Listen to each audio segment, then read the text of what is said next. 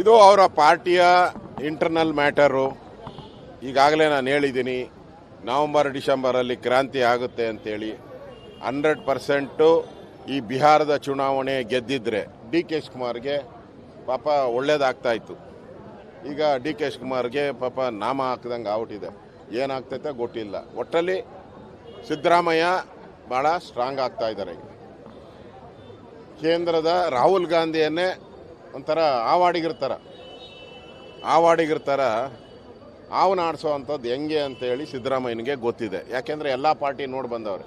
ಅವ್ರು ಜನತಾದಳ ಇವು ಕಮ್ಯುನಿಸ್ಟು ಏನೇ ನಾವೆಲ್ಲ ನೋಡಿ. ಈ ಕಾಂಗ್ರೆಸ್ಸನ್ನು ರಾಹುಲ್ ಗಾಂಧಿ ಇದಾರಲ್ಲ ಹಂಗೆ ಆಟ ಆಡಿಸ್ತಾರೆ. ಅವರು ಪುಂಗಿ ಊದ್ಕೊಂಡು ಇನ್ನೇನಿದ್ರು ಇಷ್ಟು ದಿನದಿಂದ ರಾಹುಲ್ ಗಾಂಧಿ ಮಾತು ಸಿದ್ದರಾಮಯ್ಯ ಕೇಳಬೇಕಾಯ್ತು. ಇನ್ನು ಮುಂದೆ ಅಭಿ ಚಾಲು ಹೋತಾ ಹೈ. ಅಬ್ಕೆ ಬಾರ್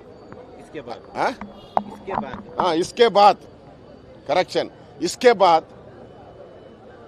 ಸಿದ್ದರಾಮಯ್ಯ ಮಾತನ್ನ ರಾಹುಲ್ ಗಾಂಧಿ ಕೇಳಬೇಕು. ಆ ಪರಿಸ್ಥಿತಿ ಇವತ್ತಿಂದ ಪಾಪ ರಾಹುಲ್ ಗಾಂಧಿಗೆ ರಾಹು ಕಾಲ ಬಂದಿದೆ, ಸಿದ್ದರಾಮಯ್ಯನಿಗೆ ಶುಕ್ರ ದೆಸೆ ಬಂದಿದೆ. ಅಷ್ಟೇ ಇವತ್ತಿನ ಜ್ಯೋತಿಷ್ಯ ಏನು ಅಂತ ಹೇಳಿದ್ರೆ, ಸಿದ್ದರಾಮಯ್ಯನಿಗೆ ಶುಕ್ರ ದೆಸೆ, ರಾಹುಲ್ ಗಾಂಧಿಗೆ ರಾಹು ಕಾಲ. ಇಷ್ಟೇ. ಡಿ ಕೆ ಶಿವಕುಮಾರ್ಗೆ ಮನೆಗೆ ಹೋಗೋ ಕಾಲ. ಬೇರೆ ಬೇರೆ ರಾಜ್ಯದಲ್ಲಿ ಈಗ ಬಿಹಾರ ಜನತೆ ದೊಡ್ಡ ಕ್ಯಾಂಪೇನ್ ಮಾಡಿದ್ದು ಬಿಹಾರದಲ್ಲೇ. ವೋಟ್ ಚೋರಿ ಬಗ್ಗೆ ದೊಡ್ಡ ಕ್ಯಾಂಪೇನ್. ಕಳೆದ 1 ತಿಂಗಳು ರಾಹುಲ್ ಗಾಂಧಿಯವರು ಮಾಧ್ಯಮದಲ್ಲಿ ವೋಟ್ ಚೋರಿ, ಪುಸ್ತಕ ಹಿಡ್ಕೊಳೋದು, ಪೆನ್ ಹಿಡ್ಕೊಳೋದು, ತೋರಿಸೋದು ಇಷ್ಟೇ ಮಾಡಿದ್ದು. ಜನ ಉತ್ತರ ಕೊಟ್ಟರು, ನಿನ್ನ ವೋಟ್ ಚೋರಿ ಬೋಗಸ್ ಅನ್ನೋದನ್ನು ಸ್ಪಷ್ಟವಾಗಿ ಬಿಹಾರದ ಜನ ತಿರಸ್ಕಾರ ಮಾಡಿದ್ದಾರೆ.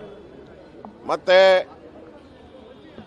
ಏನು ವೋಟರ್ ಲಿಸ್ಟಲ್ಲಿ ಇತ್ತಲ್ಲ SIR, ಅದರಲ್ಲಿ ಸುಮಾರು 40-50 ಲಕ್ಷ ಜನನ ಡಿಲೀಟ್ ಮಾಡಿದ್ದಾರೆ ಅಂತ. ಹೌದು, ಯಾರ್ಯಾರ್ದು ಡಬಲ್ ಹೆಸರಿತ್ತು, ಯಾರ್ಯಾರು ಸತ್ತೋಗಿದ್ದಾರೆ, ಯಾರ್ಯಾರು ಪಾಕಿಸ್ತಾನದವ್ರು ಬಂದಿದ್ದಾರೆ, ಯಾರ್ಯಾರು ಬಾಂಗ್ಲಾದೇಶದವ್ರು ಅವರೆಲ್ಲರದು ಡಿಲೀಟ್ ಆಗಿದೆ. ಇದರಲ್ಲಿ ತಪ್ಪೇನು?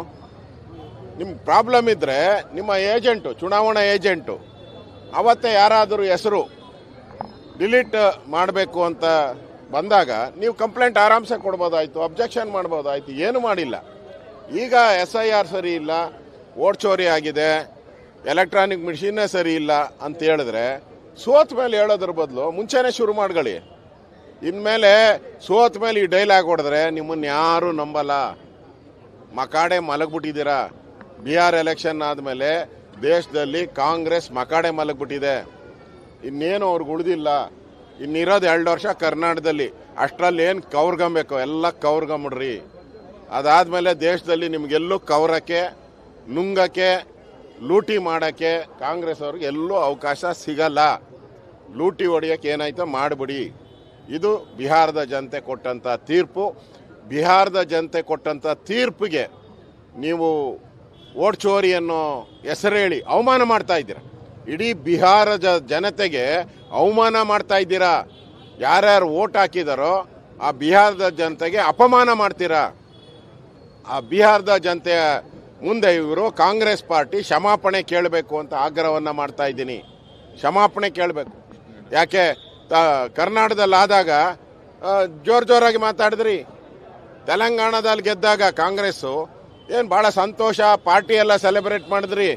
ಈಗಲೂ ಸೋತಿದ್ರಲ್ಲ, ಮಾಡ್ರಿ. ಯಾಕೆ ಈಗ ಮಾತ್ರ ವೋಟ್ ಚೋರಿ?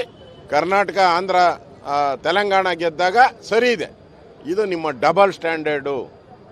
ನಿಮ್ಮ ಯೋಗ್ಯತೆ, ಕಾಂಗ್ರೆಸ್ಸಿನ ಯೋಗ್ಯತೆ ಏನು ಅಂತ ದೇಶದ ಜನತೆಗೆ ಬಿಹಾರ ಜನ ತೋರಿಸಿದ್ದಾರೆ.